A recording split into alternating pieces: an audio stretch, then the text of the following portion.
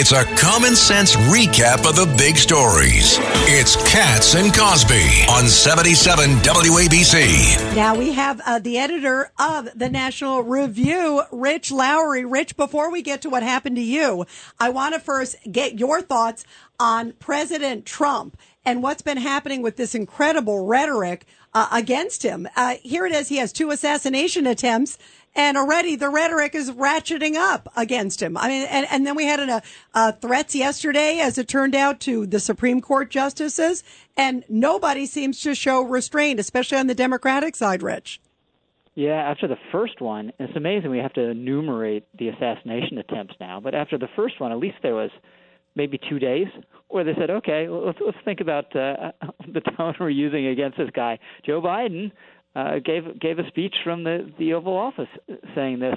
This time around, 0 of that, and worse and more perversely, they're blaming him. They say it's his rhetoric that's catalyzing people to come and try to shoot him. So it's completely perverse. Yeah, it is. And in fact, all the members of the squad, there was an interview yesterday. They were talking to them on Capitol Hill. They doubled and tripled down. They're like, yeah, he's a threat to democracy. He's the worst. I mean, to me, it's downright dangerous, Rich. Yeah, clearly the feverish atmosphere has played into these attempts. I like a free and robust debate. It's hard to point to any one thing that anyone says and says, oh, this is why this nut job went and tried to do this.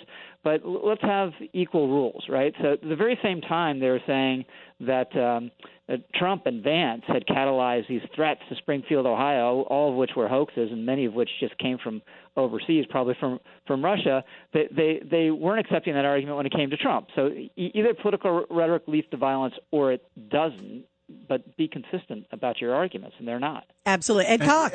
And Rich, really, the worst is Mrs. Clinton, a first lady, led the charge on it. Yeah, I mean, she's one of the worst people in American public life. And the thing the other day where she wants people to be punished for saying things that are supposedly Russian propaganda, right? And if someone, wants to cut off funding to Ukraine because they don't think it's a good use of our money, I disagree with that. But if they say that, is that Russian propaganda? Should that person be shut down? Should that person be investigated? It's profoundly un-American. Yeah, and speaking of un-American, Judge Weinberg, you want to talk with Rich? Because, boy, what you've been going through. Rich, I read your column in National Review, and I want to say on behalf of the American people, I want to say I am deeply offended by the fact that you were canceled based on a false allegation.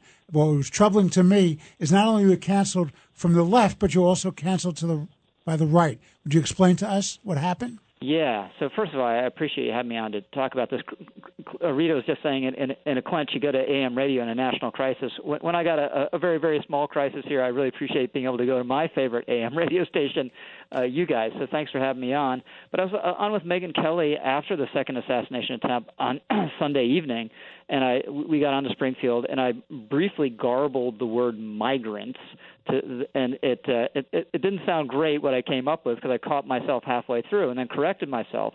But what I said wasn't a racial slur. It began with M as in Mary, right? There's no racial slur that begins with M. But the Media Matters and these people said I'd said a racial slur. The headlines were all kind of innuendo, McCarthyite innuendo. It appeared I said it. Well, either I said it or I didn't.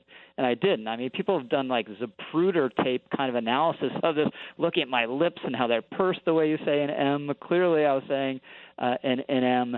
And I don't have racist Tourette syndrome where I just walk around blurting this word out randomly. And then what happened to you, Rich? Well, some people on the center left defended me, which was great. I thought it was a tempest in a teapot over in a day or two, but then the Badger Institute, a conservative think tank in Wisconsin, canceled me without explanation. And Indiana State University got in touch with my speakers bureau and canceled me, saying it was too much of a security threat to have me on campus. Too many security resources would have to be used to protect me, which is obviously a transparent pretext or a deep indictment of them if the students there are so intolerant, that they're going to threaten to blow up. Well, that means you can always make that assertion, Rich, and close down everybody, so you have no free speech. They've used this for years against all sorts of people. But I've been really heartened. I wrote the piece that you were kind enough to mention. I've had a lot of support. I have speaking invitations flowing in. So most people, they're fair-minded. They hate this stuff. They know how poisonous and insidious it is. And just last thing, I have gallons of ink to use to defend myself. I have a platform. I can come on with you guys and defend myself. But if you're a non-journalist, you say something on a work Zoom call that's misinterpreted, they will destroy your livelihood. They will destroy you, and you don't have the means to defend yourself that I'm lucky to have, and people like you have megaphones and megafans are lucky to have, and it's scary. It's why people are scared, which is profoundly wrong. Absolutely. And by the way, I've known Rich for decades. You don't have a racist bone in your body, for the record. So we're honored to have you here. Let's go to Governor Patterson. You got a question for Rich Lowry? Well, Rich, I have talked to you on and off the air going back 12 or 13 years. I couldn't even imagine you saying something like that. Oh, thank you. And the more that it gets discussed, actually, the worse it is, because it's really a fallacious allegation. Well, thank you. I appreciate that. And my strategy was sort of based on your insight there. Just don't discuss it, let it go away. But it wasn't going away, so I just came out completely swinging, completely defiant, and people appreciate that. Well, you had no choice in that regard. You had to do that. Absolutely. Well, by the way, for the record, you have a megaphone and a mega fan here. Mega fans, plural. Plural. Likewise, back at you guys. I really appreciate it. We love you, Rich. Thank you, Rich. Thank you for being here, Rich.